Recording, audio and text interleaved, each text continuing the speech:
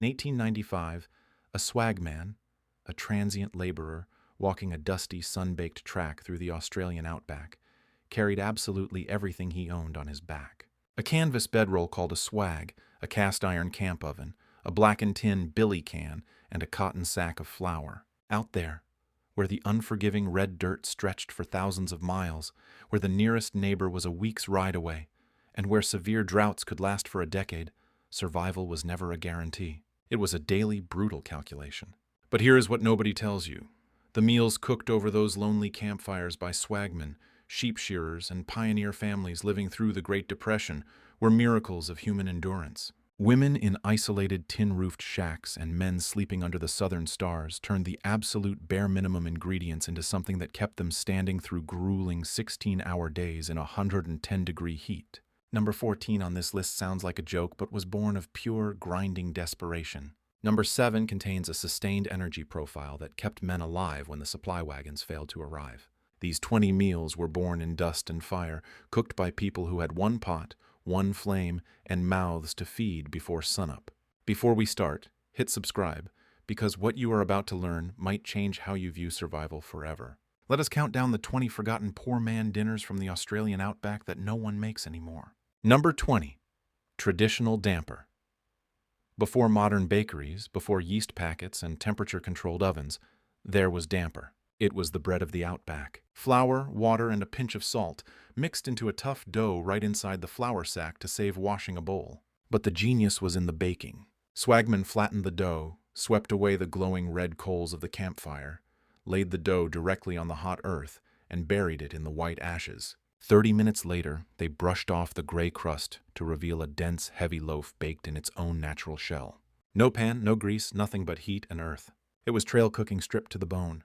Eaten hot with a smear of mutton fat, it sat in the stomach like a stone and kept a man walking until sunset. Number 19. Billy Tea.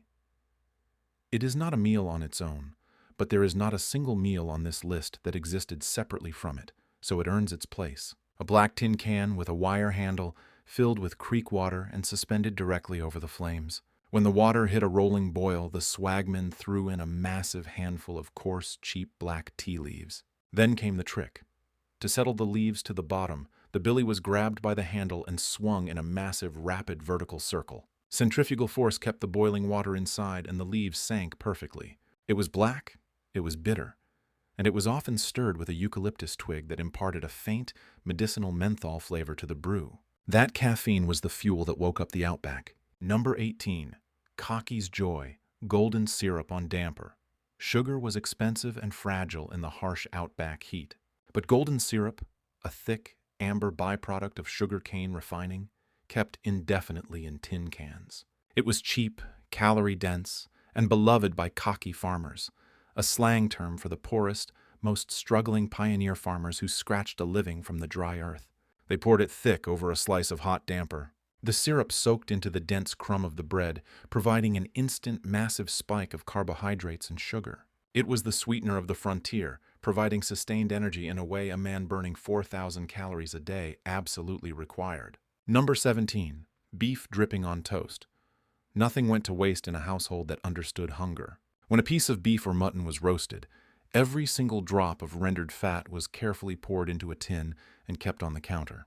When the meat was gone and the pantry was completely bare, a mother would take a slice of stale bread, toast it over the open flame, and smear it half an inch thick with that cold, savory dripping. Seasoned hard with coarse salt, the fat melted into the hot bread.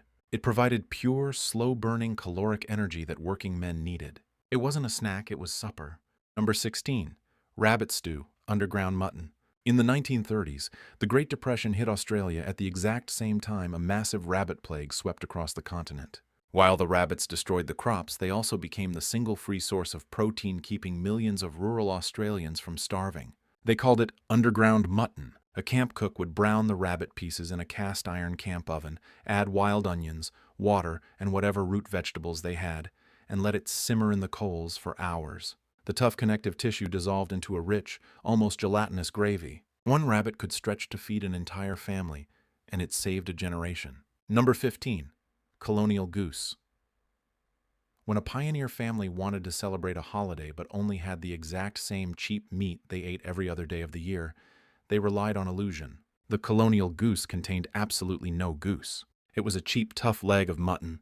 The mother would painstakingly bone out the leg, leaving a massive cavity. She stuffed it tight with breadcrumbs, onions, sage, and fat, then sewed it up to resemble the shape of a plump roasting bird. Roasted in the camp oven, it carved like a holiday feast. The presentation mattered as much as the food. It was dignity in the worst years, asking everyone at the table to believe for 1 hour that things might still be all right. Number 14, cockatoo stew. This meal started as a grim Outback joke, but during severe droughts, it became a reality. The old joke went, place a cockatoo and a heavy river stone in a pot of boiling water. Boil for 3 days. When the stone is soft, the cockatoo is ready to eat. Galas and cockatoos were notoriously tough, stringy birds, but when sheep died of thirst and the cattle herds thinned out, men shot whatever flew overhead. Boiled low and slow for hours upon hours until the tough meat finally surrendered, the pot turned into a thin, gamey broth. It tasted like survival, and it cost absolutely nothing. Number 13. Roasted mutton flaps. The flap is the belly and rib covering of the sheep. Mostly bone, gristle, and massive amounts of fat. Butchers practically gave it away. But in the Outback, fat is fuel. Swagmen would impale a mutton flap on a stick and prop it over the glowing coals of a campfire. As the meat roasted, the massive amounts of fat rendered out, basting the meat continuously until the outside turned dark, crispy, and heavily charred. Eaten hot off the fire, tearing the meat from the bone with your teeth, it was a primal, deeply satisfying meal that cost mere pennies. Number 12. Kangaroo tail soup. Out on the open range, the land fed you if you knew how to look. Settlers learned quickly from indigenous Australians that the kangaroo tail, a massive, muscular appendage, was a culinary goldmine. Skinned, chopped into thick joints, and dropped into a pot with water and wild carrots. It was simmered over a low fire for an entire day. The tail is incredibly rich in collagen. After 6 hours, that collagen broke down, turning the broth into a thick, deeply savory, gelatinous stew that coated the ribs. It was nutritional alchemy, turning a wild animal into a meal that rivaled the finest beef stews of Europe. Number 11. Poofdaloons. When a family needed a treat but had no money for sweets, mothers turned to the frying pan. Puffdaloons were simply leftover damper dough, flour, water, and maybe a little baking powder, cut into rough circles and dropped into a cast-iron skillet filled with bubbling, boiling beef dripping. The dough puffed up violently in the hot fat, the outside crackling while the inside stayed soft and slightly chewy. Pulled from the fat, drained on a piece of paper, and smothered in golden syrup, they were the absolute height of Outback luxury. Here is where things get uncomfortable. Modern food culture looks at meals made purely of flour, fat, and salted meat, and calls them unhealthy. But the men and women of the Australian pioneer era were burning upwards of 4,000 calories a day, shearing sheep, sinking fence posts into rock-hard earth, and surviving extreme elements. With almost no money and extreme restrictions on ingredients, home cooks developed a deep reliance on preservation and calorie density. The foods that kept people alive in the Outback are the foods nobody can make money from today. They were driven by pure necessity, and they produced a resilient generation that modern convenience culture could never build. Number 10. Treacle rag pudding. No oven. No problem. The rag pudding was the dessert of the broke and the wandering. A heavy dough made of flour and beef sweet was rolled out flat. It was smeared thick with treacle or golden syrup, rolled into a tight log, and then wrapped tightly in a clean piece of damp cloth. The whole cloth bundle was dropped directly into a pot of boiling water and left to boil for 2 hours. When unwrapped, the pudding was dense, incredibly moist, and sweet, steaming in the cold night air. It required no baking equipment beyond a pot, a fire, and patience. Number 9. Anzac biscuits. Though famous as a World War I ration, the Anzac biscuit was fundamentally an Outback survival food adapted for soldiers. Rolled oats, flour, desiccated coconut, sugar, butter, and golden syrup. Notice what is missing: eggs. Without eggs, these dense, hard biscuits would never spoil. They could sit in a tin on the back of a horse-drawn wagon for 6 months in blistering heat and still be edible. The oats swelled in the stomach. The sugar provided instant energy, and a quick dunk in hot billy tea softened them just enough so they wouldn't break your teeth. Number 8. Bully beef and mustard. Tinned corned beef, universally known as bully beef, was the unbreakable cornerstone of Outback pantries. When the temperature hit 115 degrees and fresh meat went rancid in hours, the tin of bully beef was perfectly safe. It was salty, slightly metallic, and encased in a layer of solid white fat. Swagmen sliced it thick and ate it cold, but to mask the monotonous flavor, they smeared it with aggressive, eye-watering powdered mustard mixed with a drop of water. The acid and heat of the mustard woke up the mouth and cut straight through the heavy processed fat. Number 7. Outback Brownie. Not the chocolate square you are thinking of. The Outback Brownie was a dense, heavy fruitcake made without fresh milk or eggs. It was essentially damper dough enriched with a handful of cheap brown sugar, a massive scoop of beef dripping instead of butter, and a handful of dried raisins. Baked in a cast-iron camp oven buried in the coals, it came out dark, heavy, and practically indestructible. A slice of brownie wrapped in a handkerchief was the standard lunch for a stockman riding the boundary fences. Number 6. Potato and onion hash potatoes were the one fresh vegetable that could survive weeks in a hot burlap sack without rotting. When meat was scarce, a shearer's cook would dice potatoes into rough cubes, throw them in a skillet with rendered mutton fat and onions, and cook them hard until the edges blistered and browned. No seasoning beyond salt and pepper, no technique beyond patience. The natural sugars in the potato caramelized against the hot iron, and the dish became greater than its parts. It cost nothing, and it silenced a hungry room. Number 5. Swagman's Slumgullion. The stew of the broke and the wandering. When a swagman met other travelers on the road, they pooled whatever pitiful scraps were in their tucker bags into one communal billy can. A heel of stale damper, half an onion, a piece of dried salt meat, a handful of dried peas. Everything went in. The only rule was that everything went in. Nothing was too humble, nothing too small. Boiled over the fire, it thickened into a chaotic, savory porridge. The mathematics of scarcity always worked in a good slumgullion. Number 4. Salt meat and onions. The drover's dream. Before refrigeration, beef was preserved in massive barrels of heavy brine. Corned silverside was the result. To make it edible, it had to be boiled vigorously for hours just to draw the salt out. Served with boiled onions and perhaps a splash of vinegar, it was the definition of repetitive, monotonous eating. Men ate this 6 nights a week on cattle stations. It was heavy, it sat in the stomach like a stone, and it kept millions of people breathing. Number 3. Baked beans on fried bread. Tinned baked beans were a luxury when they first arrived, but quickly became an Outback staple. When a family needed a hot supper in 10 minutes, a mother would take stale bread, fry it hard in bacon grease until it was crispy and golden, and pour a hot tin of beans over the top. The dense, starchy beans soaked into the fried bread.